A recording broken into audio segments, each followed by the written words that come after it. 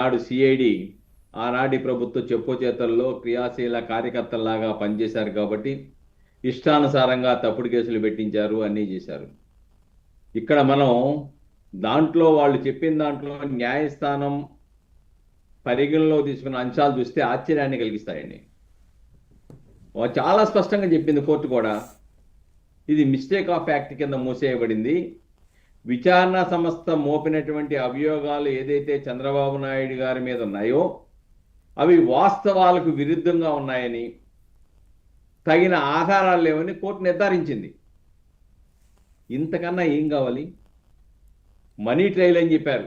CID ఆరోపించినట్లుగా 371 కోట్ల రూపాయల్లో 241 కోట్ల రూపాయలు సెల్ల కంపెనీల ద్వారా మళ్ళాయని, ఆ డబ్బు అసలు మళ్ళాయని ఆరోపణ చేస్తున్నారు. ఆ డబ్బు చంద్రబాబు గారు కానీ లేదంటే తెలుగుదేశం పార్టీకి కానీ చేరిందనే దానికి చిన్న ఆధారాలు కూడా లేవు.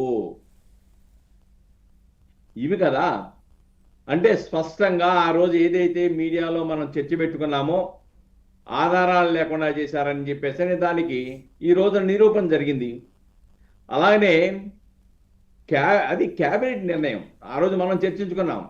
స్కిల్ డెవలప్మెంట్ ప్రాజెక్ట్ అనేది కేవలం ఒక వ్యక్తి నిర్ణయం కాదు, చంద్రబాబు నాయుడు గారి నిర్ణయం కాదు. అది మంత్రివర్గ ఆమోదంతో అసెంబ్లీ బడ్జెట్ కేటాయింపులతో జరిగిన ప్రక్రియ. అది దీన్ని నేరపూర్తి చర్యగా పరిగణించలేమని చెప్పేసి కోర్టు స్పష్టంగా చెప్పేసింది, మొహం మీద కొట్టినట్టు. అంతేకాకుండా ఈడీ కూడా దీని మీద విచారణ జరిగిందండి, మర్చిపోకూడదు మనం. ఎన్ఫోర్స్మెంట్ డైరెక్టరేట్ కూడా ఈ వ్యవహారంలో మనీ లాండరింగ్ పై విచారణ జరిపింది. కొన్ని ప్రైవేటు వ్యక్తుల ఆస్తులను అటాచ్ చేసినప్పటికీ చంద్రబాబు ఆ నిధులతో సంబంధం ఉన్నట్లుగా ఎక్కడా పేర్కోలా. ఈ అంశాన్ని చంద్రబాబు నాయుడు గారికి మరింత బలాన్ని ఇచ్చింది ఈ కేసులో. అంతేకాకుండా ఆ రోజున మనం చూసాం, ఒక్క కేసు కాదు అనేక కేసులు పెట్టేసి అన్ని కేసుల్లో ఒకదాని తర్వాత పీటీ వారెంట్ వేసుకుంటూ వెళ్ళిపోయి చంద్రబాబు నాయుడు గారిని బయటికి రాయకుండా చేయాలని చెప్పేసి ఏ విధంగా కుట్ర పన్నారో మనం చూసాం. అంతకన్నా దారుణం ఏంటంటే హక్కుల ఉల్లంఘన. తన తండ్రిని అరెస్ట్ చేశారని చెప్పేసి యువగల పాదయాత్రలో రాజోల్లో, తూర్పుగోదావరి జిల్లాలో ఉన్నటువంటి రాజోల్లో ఉంటే నా తండ్రిని అరెస్ట్ చేశారు, నేను వెళ్ళాలి, నా తండ్రిని చూడాలి అంటే వెళ్లకుండా నిరోధించినండి ఒక నియంత పాలన ఆ రోజున కొనసాగింది. అవును. కాబట్టి అసలు ఆనాడు స్టేట్ స్పాన్సర్డ్ టెర్రరిజాన్ని క్రియేట్ చేశారు. జియో నెంబర్ 1 ఇది ప్రజాస్వామ్య విరుద్ధం, రాజ్యాంగ విరుద్ధం.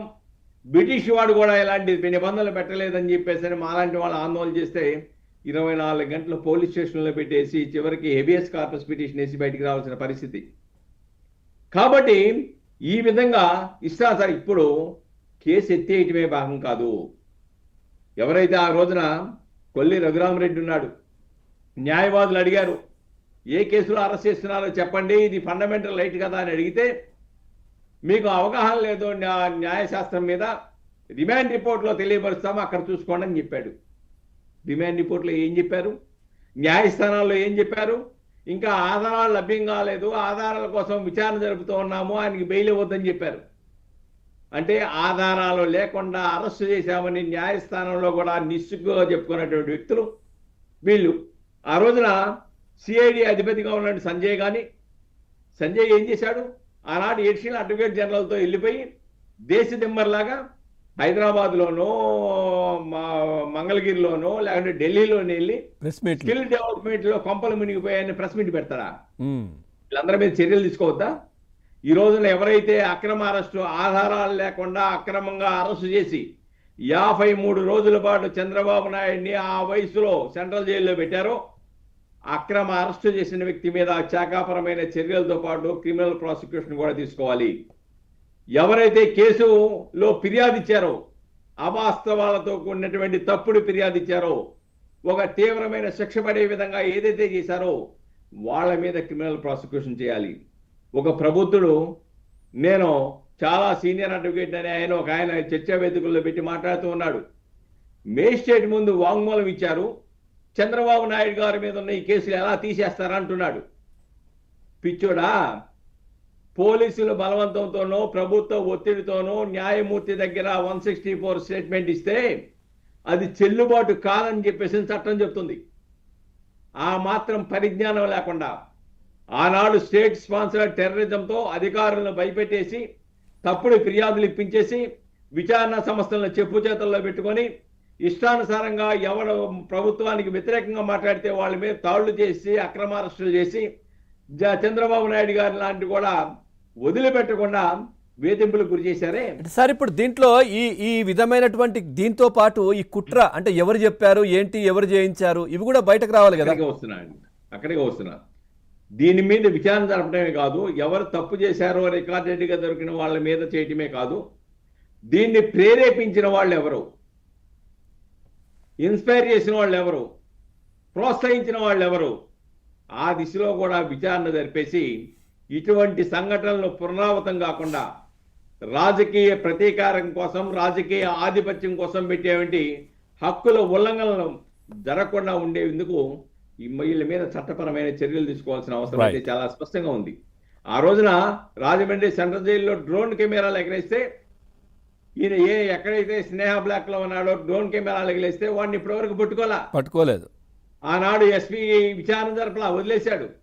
తర్వాత చంద్రబాబు నాయుడు గారు ఈ గది దగ్గరికి అక్కడ ఖైదీల్లో అదృశ్యమైన వ్యక్తులు వచ్చి పరిశీలన చేస్తూ ఉంటే నా ప్రాణానికి ముప్పు ఉందంటే దానికి కావలసిన చర్యలు చేపట్ల, అనారోగ్యంగా ఉందంటే వైద్యులు కూడా మేనేజ్ చేసి ఆయనకి అంతా సక్రమంగా ఉందని చెప్పినటువంటి సంఘటనలు ఆ రోజు మనం చూసాం. ఆ రోజున మాలాంటి వాళ్ళము మీలాంటి మీడియాలు గొంతెచ్చాం ఆయన ప్రాణానికి ముప్పు ఉందని చెప్పేసని. వాళ్ళ భార్య గారు భువనేశ్వర్ గారు రాజమండ్రిలో తిష్ట వేసేసి ఎప్పుడు బయటికి రానటువంటి మహిళ తప్పనిసరి పరిస్థితుల్లో ప్రజల్లోకి రావాల్సిన పరిస్థితిని సృష్టించారు. నారా లోకేష్ గారు ఎక్కడైతే ఉండిపోవాల్సిన పరిస్థితి. కాబట్టి అటువంటి నియంత్రిత పాలనని ప్రజలు గుణపాఠం చెప్పారనుకోండి, ఈ రాష్ట్రమే కాదు, ఈ దేశమే కాదు, ప్రపంచ దేశాల్లో చంద్రబాబు నాయుడు గారి అరెస్ట్ని ఇది అక్రమ అరెస్ట్ అని చెప్పేసి గొంతెత్తి నినదించారు. చివరికి ఈయన్ని ఓడగొట్టడానికి, నియంత్ర ప్రభుత్వానికి అంతం పలకడానికి విదేశాల నుంచి కూడా స్వచ్ఛందంగా వచ్చి ఓట్లు వేసేసి ప్రభుత్వానికి ప్రతిపక్ష ఆనాటి ప్రభుత్వానికి ప్రతిపక్ష హోదా కూడా చేశారు. ఇక్కడ చాలా స్పష్టమండి. డెఫినెట్ గా దీంట్లో ఎవరైతే తప్పుడు కేసులు పెట్టారో, తప్పుడు విచారణ చేశారో, అక్రమ అరెస్టులో ఆధారం లేకుండా చేశారో, ఎవరైతే ఈ అక్రమ కేసులను పెట్టి అరెస్ట్ చేయమని చెప్పేసి ప్రోత్సహించారో వాళ్ళందరి మీద కూడా క్రిమినల్ ప్రాసిక్యూషన్ జరగాలి, శాఖాపరమైన చర్యలు జరగాలి. ఎందుకంటే ఆ రోజున ఐపీఎస్ అంటే వైపీఎస్లుగా మారిపోయారు. వాళ్ళందరూ కూడా ఈ రోజు ఈ రెడ్డి గారి దగ్గర నుంచి, ఈ రఘురామరెడ్డి దగ్గర నుంచి, సంజయ్ దగ్గర నుంచి, పిఎస్ఆర్ ఆంజనేయులు లాంటి వాళ్ళందరూ కూడా ఈ రోజున సస్పెండ్ అయిపోయి కూర్చున్నారు. కొంతమంది అరెస్టులు అయ్యారు, కొంతమంది పోస్టింగ్లు రాకుండా సస్పెన్షన్లకు గురై ఉన్నారు. వీళ్ళని ఆ రోజు ప్రోత్సహించిన వాళ్ళు ఎవరు కాపాడలే ఇప్పుడు. అవును. కాబట్టి ఇక్కడ చాలా స్పష్టమండి, విధి నిర్వహణ లోపానికి పాల్పడి చట్ట వ్యతిరేక చర్యలు, హక్కుల ఉల్లంఘనకు పాల్పడడం అనేది సమాజంలో చాలా క్రూరమైన నేరం. దాంట్లో చంద్రబాబు నాయుడు గారు లాంటి వాళ్ళని తీవ్రమైన